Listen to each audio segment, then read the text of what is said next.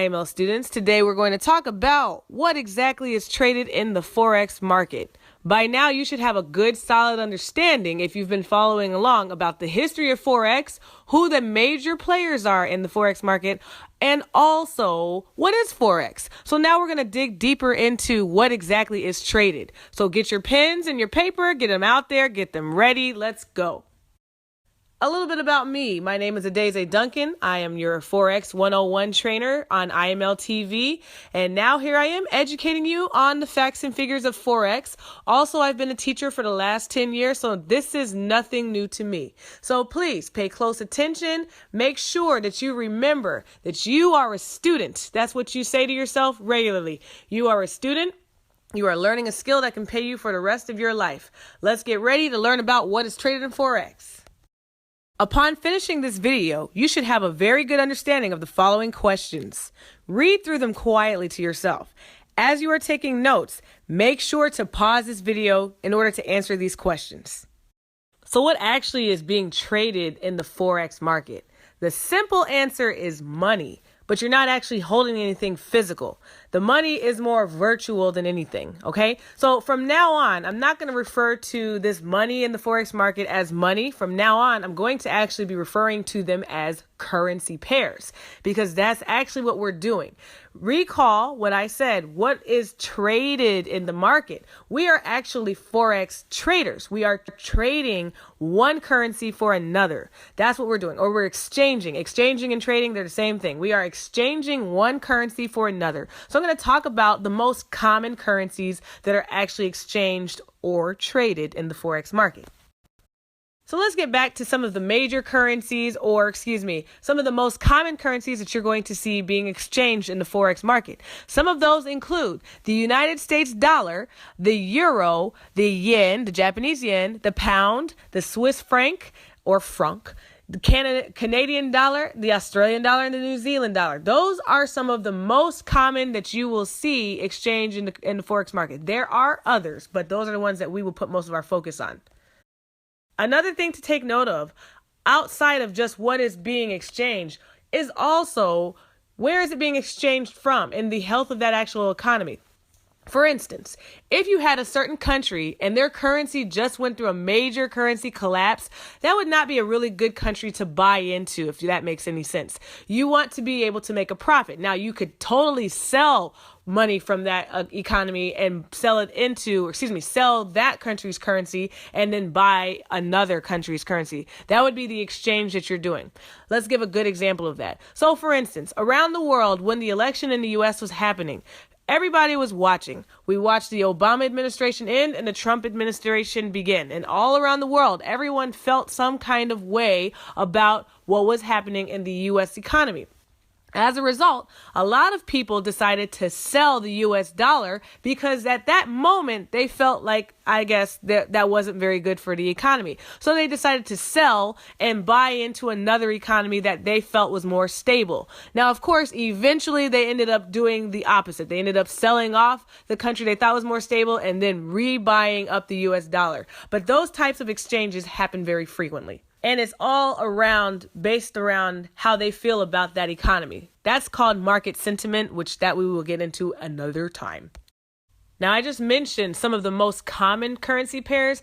There are the kinds of currency pairs that are called the majors, okay? So the majors are any currency pair that contains the U.S. dollar. Those are the ones that are considered a major. So any pair that is paired with the U.S. dollar is considered a major. So if you look in the chart, you've got the Euro USD, you have the USD JPY, GBP, USD, all of those, you get it, you see it. Those are all majors. Something else to take note of is the nickname. Occasionally in the chats or around or just, in passing, you'll hear people refer to them as the Euro dollar or the pound yen or the Swiss yen or the Kiwi. What are they talking about? They're actually talking about the New Zealand dollar, the Kiwi dollar. If they said, hey, I'm trading that Kiwi, they're talking about the New Zealand dollar. That's what they're talking about, okay? Or the Swissy or the Loonie. These are just different slangs and nicknames that people actually call them, and that's for, in regards to English. Next, you actually have another group called the crosses. The crosses are also referred to as minors. So you have the majors, any pair with the US dollar, and then you have the minors, any pair that does not contain the US dollar. So I don't want you to get confused. The crosses also refer to minors. They can be either or. They can be crosses or minors. So anything that does not have the US dollar is considered a cross. So I have a table here with the yen crosses. You can take a look at them. You can feel free to pause the video. I'm going to keep on moving. And then you've got the pound and you've got the euro. And there's others. Basically, anything that is a major type, most common, the most common currency pairs that I had talked about earlier, any of those that are not paired with the US dollar, those are called crosses. So you've got the euro and the yen. You cross those two together, and yen means JPY. You've got the GBP and the JPY, or the pound yen, or, as you see in the table, the pound guppy. Okay, those are some of the major crosses. And let me not say major so I don't confuse you. In a nutshell, the cross currency pairs are any pair that does not contain the US dollar, but they are very heavily traded currency pair, not from an emerging economy, but one that is already established. Next, you have the exotic currency pairs, which are any currency pair that is paired with an emerging economy. Okay, so an example of that would be like Hong Kong, or the Indian rupee, or the Russian ruble, the Mexican peso. Those are more emerging economies, so those would be considered exotic pairs. Something to keep in mind when you actually start trading, exotic pairs are not as widely traded, so as a result, they're going to cost you more to be able to trade those pairs. The reason why is because, again, they're not widely traded, so it's going to make your broker have to work a lot harder in order to find someone who wants to trade what you have. Now it's time for you to get out your pen and paper and write down all of those currency pairs that you saw me list, because you're going to need to memorize all of those in order to do well.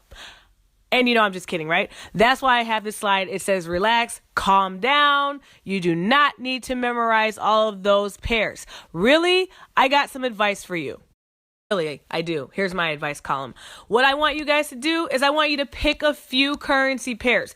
No more than 3 to 5 to study and to start off. You can always add more pairs to your portfolio, but it makes more sense to start with a very few. As you see at the top when it says treat currency pairs like dating or courting, okay? And let me just say it more like this. When you start off dating, well, hopefully you're not going to, date 3 to 5 people, but when you start off dating, what I want you guys to, when you start off dating, you usually find the person that you like, hopefully, if you're not a player, and you just follow those people. You go out, you find out about them. What do they like? What they sound like. Eventually, you'll be able to pick out their voice in a crowded room. You'll know what they like. You'll know when they're happy, when they're sad, what they like to eat. Okay. You've eventually studied that person enough where you can start to finish their sentences. Okay. It's the same thing with the Forex market. You want to pick a few currency pairs. You don't want to pick too many. That's why players, they don't last very long. If they have too many people, they lose track and they start getting things mixed up and they get burnt.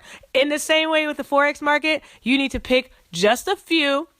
Learn what happens when the news comes out. What does this currency do? What happens in the morning, in the evening, in the nighttime? What happens with these currency pairs on a slow day, on a Monday, on a Tuesday? Study those pairs. And when you get comfortable with them, then you can add some new ones to your portfolio, because then you will have been, you will have mastered those ones. You don't want to be a jack of all trades and a master of none. All right. You want to study them until you get very familiar. Something else you can do is keep a trading journal, which I'm going to actually talk about that in future videos, but just keep track of what they do and how they act.